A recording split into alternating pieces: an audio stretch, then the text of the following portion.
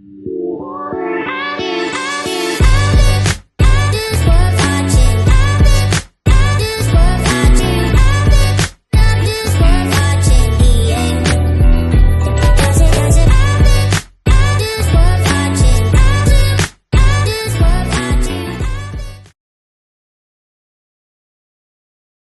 and welcome to an episode of Coffee with SamPaul. I am of course SamPaul. We're sitting in the upstairs area of JIVE venue in Adelaide, ready for my guests today, Bully and Jeff, to perform tonight. But before that, we thought we'd have a quick chat.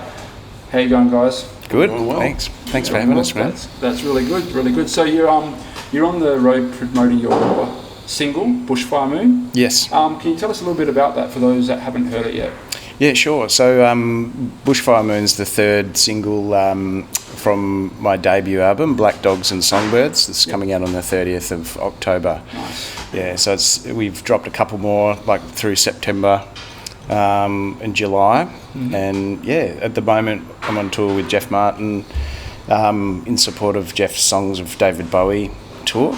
So it's kind of like touring in reverse a little bit. I'm doing a few shows before the album's actually out. Yeah. In a kind of stripped back acoustic version. So very cool. He's finding his chops. That's I'm just getting ready. Yeah. So what people will hear tonight won't be exactly what they'll get when they hear the album. No, because the album is generally the live show is a 6-piece band. Oh, okay. So it's like a lot of layers of different instrumentation and harmonies and all of that, but all of the songs started out on acoustic guitar. So this is the format. They're all written on there, and so it's good fun. They do say a good song can be played, on any instrumentation and still be a good song. So I guess people coming tonight will find that out firsthand. Absolutely, yeah. Now, Jeff, I just want to jump to you real quickly because most people watching, I'm sure, would have heard of you from the legendary band The Tea Party and also your solo music, but I'm curious as to know sort of how you guys kind of came to meet. Well, this is how it happened. So Jono is obviously from Tasmania, from Hobart, and I was doing a solo show in Hobart, and we have a mutual friend that invited Jono to the show. And then afterwards, I was staying at this mutual friend's home that evening, and he decided to have a little soiree after the show and invite a few people back. And Jono came back with a couple of his mates, or it was just Pete, right? So one of your mates. So we got to talking, and he's telling me that he's a musician, and at that point, I had started demoing what was going to be my solo record, The 7 Deadly Sins. So we kind of, we got into this sort of like show and tell situation. I played him a few of, the rough mixes of my record. And, he told me he was a big Tea Party fan and all that. And then, and then I was curious to hear some of his stuff. And when he played me his demos, I was literally taken aback. I was so impressed by what I heard. Wow. And I simply said on the spot that evening, listen, I want to produce you. This is how good this is. And I really think I could sink my teeth into this and get you more out of your songs. And he didn't believe it. No. But then the following day I had my manager, get in touch with them, and well, as they say, the rest is history, because I have to say this, I've been the producer of all of those Tea Party records and producing my own stuff, which I'm proud of all of those moments. But I rank what I've done as a producer for Jono's record as one of my proudest moments. I'm very, very proud of it. That's huge. And how about you? How did you feel, apart from disbelief, when Jeff said, I want to produce you? Yeah. Given the fact that obviously that Tea Party was a big influence for you. Yeah, well, it was absolutely incredible because, been a huge fan since I was 14 years old. Yeah. And making me feel old. Just always a state of mind. That's right. So I I just thought it was booze and and the party vibe talking. And the next day I was like, that's not going to happen, But yeah, when Jeff's manager called me, I was like, well, okay, because I'd been writing music for 10 or 15. Well, I've been writing music since I was 14, but playing. I hadn't been out playing live probably for 10 or 15 years. Yeah. And life gets in the way, and that was kind of on the back seat. But if anyone was going to get me up and start writing and recording and touring, it's got to be Jeff Martin. So, absolutely blown away by it. Yeah. And humbled and thankful for the experience. Oh, no doubt. It just doesn't happen, No, so. This is a story of like fantasy, like for most of us. When you received that call, I'm just curious though. Like, did you believe straight away that it was actually his manager, or did you think to some friend? Yeah. No, actually, our mutual friend Paul, he sent me a message to give me the heads up that there would be a call, and I was like, oh, okay, it's on now. Yeah. And might be a little bit of a cliche question, but I am curious as a fellow songwriter myself. What do you draw like your most inspiration for writing from? Like, is it life experiences or relationships? They're always good. Yeah, look, 90% of my songs, I always write with the music first, so it's always the melody and the song structure. And I tend to hum a melody along and until I find a hook and a chorus, and then the song builds around that. And most of the time I'm partially unaware of what the song is about until it's finished. Yep. It's kind of like a brain dump type of therapy, and you listen to the theme afterwards and go, oh shit, you've got problems. But there's a couple there that I will pick a theme. Like the single Bushfire Moon is actually inspired by or drawn from the events of these bushfires in Tasmania and in Dunalley, I think back in 2013, 2014, and it burnt most of the Tasman Peninsula, and it cut off all of these people from getting up. The roads were closed, and people were ferrying supplies by boat, to get them, back up home or away. Wow. And I had this kind of fictional story of a volunteer firefighter who was, there's all this carnage happening around, and it's out of control, and it's time to drop tools and find his love, find his lady, in the midst of it all. Oh wow! That's and cool. Not the tragedy, but the cool story. I like that. Yeah, actually got a mate in Hobart who was a volunteer firefighter on the day, and he's loving it. So, did you talk with him about the experience that he'd had? Yeah, after a long time after the song was written, I had a beer with him a few weeks ago, and he said, it was kind of like that. It was. Cool. They were under a lot of pressure, and huge event like that, and in that area it was like really rural bushland. You can't just drive to the fire in some spots, and they're trying to get ahead of it, and the embers would jump across the roads, and it was just pretty crazy. So that is very cool. That's very cool. And you mentioned earlier on that you've got a few video clips to accompany the singles and that. Did you have much to do with, or did you come with the concept for those to whoever's producing for you? A little. I kind of stick to my lane when it comes to creativity. Music is my thing. The writing of the song and all of that. And when I found a really good film director, Thomas Roach of Roach Media in Tassie.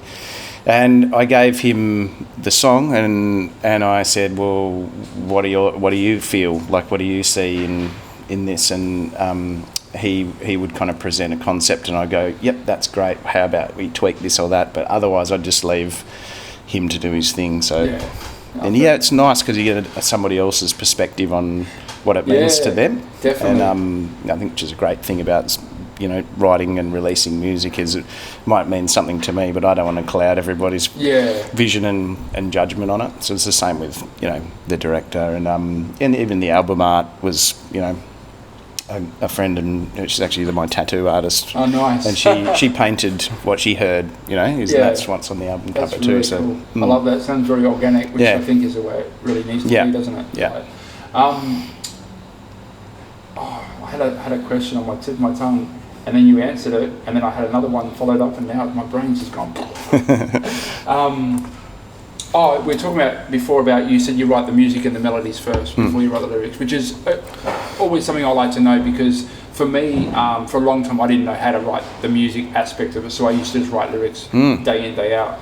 Never really had melody because it was more rhythmic being a rapper, but now I try to kind of work both ways. But do you find when you do start putting the lyrics together, do you sort of try to focus on like a title / chorus first, or is it just kind of pour out and usually it's a chorus line that sets itself in my head, and the rest is built around it. So I'll have that chorus line, and then little sentences flash into my head. I write them all down. It's kind of like a storyboard. You draw it's like an author draws all these locations and then draws the lines between how you pull the story together, and it's a bit how I write a song. So like a police murder board, basically. Yeah. It's a mystery until you find the end. Jeff, I was just wanted to ask you, as a producer of the record, were there any ideas you put to it to my God, my brain's just not working. Bully, Jono. I apologise.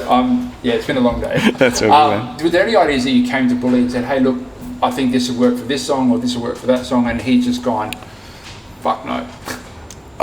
No, that did not happen. It was lucky. We were pretty well aligned. Yeah, because I mean, like I totally understood like Jono's taste in music, right? Like our tastes in music are very similar. Yeah. And when people hear this record, we're talking about this outside. This record is a journey. It's a musical journey, and there's so many different stylizations that he has approached on this record. But there's a cohesiveness to it because of his, like his tenderness, his vocals, like the beautiful harmonies that he comes up with. So it doesn't really matter what kind of style of music it is. Everything sounds like him, right? Yeah. And all I did was like to see my my recording studio where I live in the Sunshine Coast. Everything and anything that you could ever want is in that studio. Yeah, wow. So it's like we were just kids in a candy store, And like for instance, like with the new single Bushfire Moon, he came to me the song that was demoed, and it was just like just him playing on the guitar, the chords and whatnot. But for me, I heard this like almost like this George Harrison slide hook. That it was always there, but he just didn't know it yet. Yeah, okay. And when we put that in, it was like, okay, here's another hook for this incredible song. Yeah, I think like working with Jeff, as the producer was good, because in the beginning, before we'd started working together, I had this kind of thing in the back of my mind is because Jeff's such an accomplished artist, highly respected as a musician and artist himself, but his production work as well. And my fear was, there might be some like control aspect, that he would take this and, I wouldn't, I'd have to just go along for the ride. But he didn't do that. It was very much like, okay, he was let me do my thing. A lot of the songs, I'd just be able to fulfill all of my ideas until I was, spent basically. Yeah. And I'd think, well, there's nothing much more that can go into this. And then Jeff would just add these elements to the songs that just lifted them. And in every song there's a piece of Jeff's creativity in there. And that was just, for me, I'm over the moon on that, just because I trusted him. Over the bushfire moon? Yeah, over the bushfire moon, that's right. It was it was great. So I was really thankful that it didn't become where a record's released and I go, well, really that doesn't sound like me. But it does because it. Yeah. Like the thing is like I've always felt when I've produced other people, like the role of a producer is to embellish and augment the vision of the artist, not to put your own ego onto it, 100%. right? Unfortunately, there are a lot of producers that do that. That's right. but those are the wrong producers. Correct. You know, correct. so Two things that I picked up from what both of you said in answer to that question. One is that how you said you expected the controlling, but he let you do your thing. I think that's really a really good point to highlight. And how you said you could hear there were things that were there, but you just didn't realise it yet, kind of thing. I think those two things to me kind of a hallmark of a really good producer, and particularly in this case, like a good team. Like sometimes I think a good producer with the wrong artist will come across as not a very good producer, and it's vice versa, you know. And I think it's really great that both of you met organically, and the fact that you obviously have a very clear vision between you for what you wanted to put together for this album, which is awesome. Yeah. So, and I'm sure people will notice that. I certainly notice that when I hear an album that I think, you know, the producer was great, the artist was great, boom, together, and the album's great, you know. Yeah. But then if he's wrong producer, wrong with the right artist, or vice versa, you can kind of, I feel like, translate into the music. Yeah, absolutely. Now, I want to ask you a question, but I feel like it's probably more of a Jeff question, because I believe you're the support on this tour, is that correct? Yes, yeah, this is Jeff's show tonight. So it's kind of for both of you, but I'm going to direct it to you, because obviously you're the guest of the show, so to speak. You're a guest too in my book, but now I'm getting technical. But the choice of where you're playing on this tour, is it mainly just like major cities, or are you planning to eventually go to some more regional towns? Or for this tour? For this one, I guess, and subsequent, like, you know, if there's a follow-on. Yeah. Well, you can answer this tour. Yeah. Well, you see, for me, I've just come off of two very big Tea Party tours. Yep. So, like in June here in Australia, the Tea Party had a completely sold-out tour of all the capital cities, right? And we're talking like, you know, 3,000 people a night. You know, like the Palais theaters and the Enmores and all that stuff, right? And I just wanted to end my year with something that was a lot more intimate and not as stressful, right? And and you know, and a lot of my fans over the years have been asking me to, you know, cover the songs of David Bowie, because the Tea Party is known for its rendition of Heroes in this kind of like classic Tea Party song called Save Me. We would always put Heroes in the middle of it. Oh, nice. And so the fans would be like, well, Jeff, you know, if you're doing your solo stuff, could you play some David Bowie and all that? So it was actually my manager's idea, because I wanted to go out just at the end of the year and just do some really intimate small venues and things like that. And so that's why this tour came about. And because of you know, my connection with Jono and my love for this record that we've made together, I just felt that it was a perfect opportunity for him to kind of like learn how to, you know, flex his, you know, or like dry his wings, you know, because to be able to distill these incredible songs that he's written on this record, and to be able to distill them into just like his voice and an acoustic guitar, and still make them come across in front of an audience and get the reaction that he has been getting, right, is for me like it's I'm very proud, you know, and it's something that he really needed to do before he goes out with the full band situation, because it's just going to give him all the confidence in the world, you know. Yeah. It's nice, just cutting your teeth and doing that. So we've had some great shows in Melbourne. We've got Adelaide, we've got Cronulla and Newcastle coming up, and it's great. So we kind of this year's shows with Jeff pretty much wrapped up end of October, and then my album's out on the 30th, and then I'll go out with the band, and and we'll play as many as we can, the capital cities, and then move into the regional areas as well. Yep. But you know, as I said before, the full band is, you know, six piece, like to get the whole kind of theatric epic sound. However, it's going to be a mix, so there'll be some that will be still solo acoustic, there'll be, you know, duos and trios, and, you know, 4 or 5 of us. It depends where we are and what's happening, because it's so it'd be quite interesting for fans to come along and see which manifestation of the group it is. Yeah. It'll be something different all the time. So I'm sure there'll be some fans who want to go and see both. Yeah. It'll be missions. a completely different experience, like depending on what we're doing on the night.